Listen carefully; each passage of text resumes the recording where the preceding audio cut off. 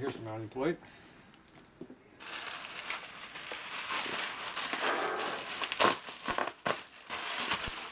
Big deal. And they are threaded. Well, look at that.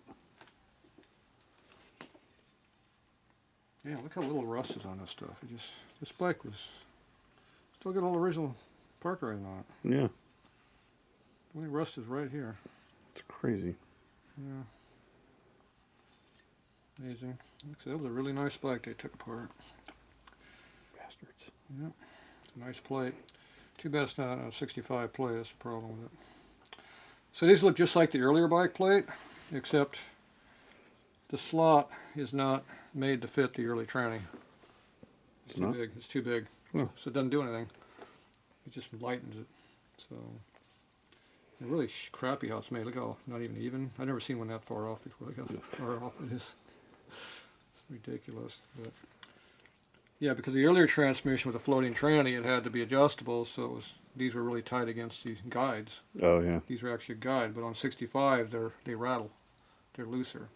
Now we might look at it might still be a small one. If it's an early bike, maybe it still has the early plate on it. In which case this would be a really, really nice plate, because this will fit everything 58 to 64 if it does, which would be nice. It'll fit all the way back too. It's just they changed the bolt pattern right up in here on the later bike. When you went to a rigid frame, they had another. I think the bolt moved inward. They changed the bolt pattern in the front, so this would be for swing arming up, so it's 58. If this is the right slot, but I don't think I have a tranny case floating around here anywhere. I remember seeing. Yeah, there is one right there, but which one is that? You know, it's electric start. It's flat bottom. We got the kickstart version. What's this one here? There we go. That's why you keep this cream puff stuff laying around. Oh yeah. It's cream puff. Look at that. See, people thought that was a piece of crap, but see, it's a tool.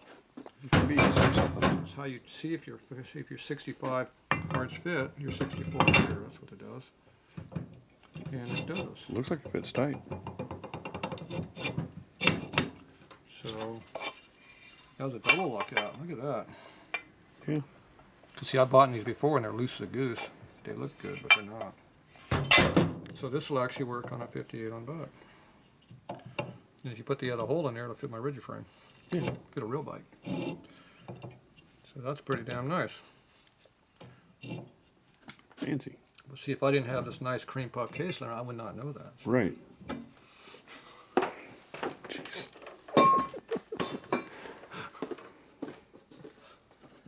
Good. So I'm even happy. Now I got a real part. Well, if I can make it fit a rigid, it'll be a real part. But at least it'll fit a 60s bike. Yeah. It's better than a 65 to 69 where it's loose as a goose. So I'm good with that. And we got the original bolts here for it. Right here.